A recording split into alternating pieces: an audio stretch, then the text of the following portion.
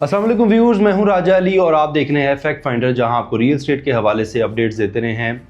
Viewers, कहा जाता है कि पाकिस्तान का कानून मकड़ी का वो जाला है जिसमें कमज़ोर लोग फंस जाते हैं जबकि ताकतवर उस जाले को फाड़ के आगे निकल जाता है। तो कुछ ऐसा ही हमारे पाकिस्तान के साथ भी होता चला जा रहा है और हमारे कानून के साथ भी होता चला जा रहा है।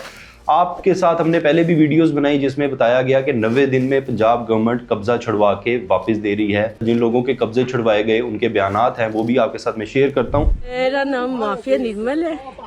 मेरे हस्बैंड का नाम खालिद महमूद था, जिनकी डेथ हो चुकी है। उसके बाद मुझे ये लोग कब्जा नहीं दे रहे थे तो पीरा फोक्स निश्तर और एसी निश्तर इन्होंने आके मुझे कब्जा दिलवाया है। Thank you. ये मेरी बहू लुबना कौशल, इसका 10 मरले का प्लाट था इधर मेलाराम में। आज हमें मरियम नवाज साहबा की वजह से ये इसका कब्जा नसीब हुआ है।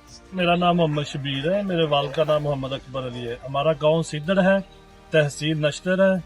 हमारा यहाँ प्लाट का मसला चल रहा था। हमने डीसी ऑफिस में एक दरख्वास्त दी थी। माशाल्लाह बड़ा अच्छा काम किया है और हमें जो हमारा प्लाट है वो रिकवर करके दिया है। जो हुकूमत कर रही थी 90 दिन में फैसला और लोगों के कब्जे छुड़वा के दे रही थी, उसके ऊपर लाहौर हाई कोर्ट के ऑर्डर्स आए और उसके ऊपर स्टे दे दिया गया, यानी कि उस पर अमल दरामद रोक दिया गया और कहा गया कि मज़ीद कोई भी केस नहीं सुना जाएगा, बल्कि जो पहले के केसेस थे और जो फैसले थे उनको भी वापस किया जाए और लोगों के कब्जे जो छुड़वाए गए थे वो पुराने लोगों को दे दिए जाएं।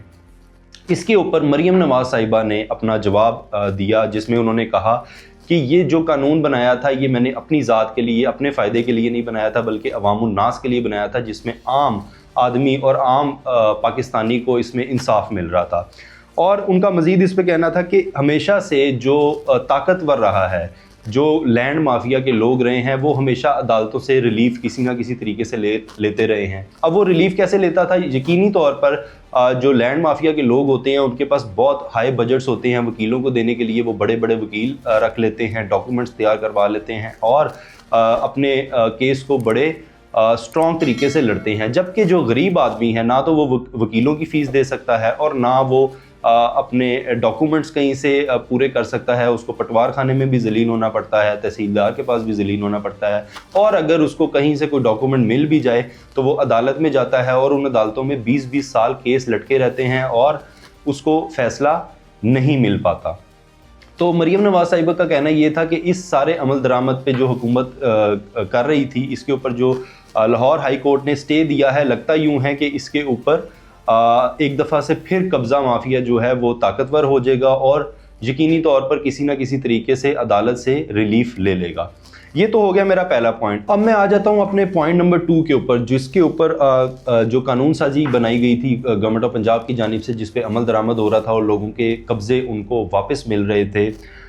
उसके अंदर अब तक कुछ फैक्ट्स एंड फिगर आपके साथ शेयर करता हूँ। अब तक 15,319 केसेस टोटल जो है वो लोगों ने फाइल किए थे डिफरेंट डिस्ट्रिक्ट्स में। डीसी ऑफिस के अंदर जाके जो कमेटीज़ बनाई गई थी गवर्नमेंट की जानिब से, उनमें जो केसेस दिए गए, उसके अंदर से 9,488 केसेस वो हैं जो इन प्रोग्रेस हैं, यानी कि वो केसेस अभी पेंडिंग हैं और फाइल की सूरत में कमेटियों के पास पहुंच रहे हैं। 835 वो केसेस हैं जो इररेलेवेंट थे, यानी कि लोगों ने इस कमेटी का उनसे लेना देना नहीं था, लेकिन उल्ट पटांग उन्होंने एप्लीकेशंस दी जो एप्लीकेशन इररेलेवेंट थी।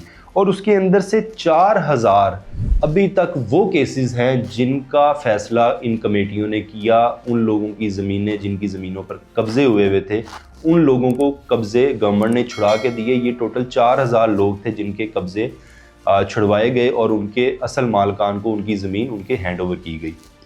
उसके बाद मैं आ जाता हूँ 952 केसेस वो हैं जो रिजेक्ट किए गए कमेटी की तरफ से। ये वही केसेस हैं जिसमें किसी ने किसी के खिलाफ गलत एप्लीकेशन दे दी। उनको लगता था कि हम शायद अगर एप्लीकेशन दे देंगे तो गवर्नमेंट की ये कमेटी हमारे हक में फ़ैसला दे देगी, लेकिन कमेटी क्योंकि काफ़ी बड़ी थी, उसमें डीसी भी बैठता था, पटवारी भी बैठता था, एसी भी बैठता था और एडीसीआर वगैरह बैठ के उसको लुक आफ्टर करते थे और उस सारे केस को रीड आउट करने के बाद फ़ैसला सुनाते थे। तो उस कमेटी ने 952 केसेस जो हैं वो रिजेक्ट कर दिए जो इररेलेवेंट थे, जो इस कमेटी के सुनवाई हो ही नहीं सकती थी। तो ये वो केसेस थे। अब मैं आ जाता हूँ कि रेफर्ड ट्रिब्यूनल। इससे पहले मैं आपको एक बात बताता चलूँ कि बेसिकली ये कानून जब बनाया गया, जब ये ऑर्डिनेंस बनाया गया एक्ट की सूरत में, तो इसमें हुआ ये कि इस ऑर्डिनेंस ने आप अपनी दरख्वास्त देते थे डीसी ऑफिस में, वहाँ पर कमेटी के पास वो दरख्वास्त जाती थी, कमेटी आपको बुलाती थी और दोनों फ्री कैन, दोनों पार्टियाँ जो काबिज थे और जिनकी ज़मीन थी, वो दोनों पार्टियाँ कागजात लेके आती थी। उन कागजात को चेक किया जाता था और उसके बाद रेवेन्यू डिपार्टमेंट से उसकी सारी जांच पड़ताल करने के बाद उस केस को जो है वो आगे रेफ़र करना था ट्रिब्यूनल में, जो जजिस के ट्रिब्यूनल बनाए गए थे जिसमें मुख्तलिफ जजिस थे जिन्होंने केसेस सुनाने थे। लेकिन हो ये रहा था कि डीसी ऑफिस के अंदर खुद से ही फैसले हो रहे थे और वो केसेस ट्रिब्यूनल तक पहुंच नहीं रहे थे। ये टोटल जितनी भी मैंने आपको केसेस बताए 15,319 केसेस, इसमें से सिर्फ 44 केसेस वो थे जो ट्रिब्यूनल को आगे रेफ़र किए गए, जिनके फैसले ट्रिब्यूनल ने करने थे। लेकिन अभी ये सारी प्रोसीडिंग जारी थी, लेकिन हाई कोर्ट की जानिब से एक स्टे आ जाता है जिसके बाद ये अमल दरामद रोक दिया जाता है। अब ये अमल दरामद रुकने से किसका नुकसान होगा? अवाम का नुकसान होगा। अगर वो कचहरियों में जाता है, कोर्ट्स में जाता है, तो भी उसको वहाँ पर धक्के खाने पड़ते हैं। कमेटियों के बाद ये फ़ायदा हो गया था कि जो केस आपका 10 साल लटका रहता था वो आपका 90 दिन में अब उसका फैसला हो रहा था। लेकिन कोर्ट्स की कुछ अपनी उसके ऊपर पॉइंट ऑफ व्यू थे जो उन्होंने दिए, और वो उन्होंने बताया कि जो पटवारी ज़मीन, ये जो चोरी का सिलसिला ज़मीन का होता है ये शुरू ही पटवारी से होता है। पटवारी ही जब एक ज़मीन किसी को दूसरे के नाम पे करके उसको कब्ज़ा दे रहा है तो यही पटवारी कैसे फ़ैसला कर सकता है। ये था जुडिशरी की जानिब से मेन पॉइंट, तो जो हमने आपके साथ शेयर करना था। अब मज़ीद इस वक्त जुडिशरी और हुकूमत आमने सामने है, दोनों में बहस मुबाहिसा चल रहा है। अब देखते हैं ये कानून साजी किस तरफ पहुंचती है। अलबत्ता इस कानून साजी से आम आवाम को फ़ायदा हो रहा था जो अब रुक गया है। यकीनी तौर पे अदालतों से भी लोगों को जब फैसला मिलता है तो वहाँ पे भी रिलीफ मिलता है, लेकिन ये रिलीफ बहुत जल्दी मिल रहा था जो हुकूमत की जानिब से मिल रहा था।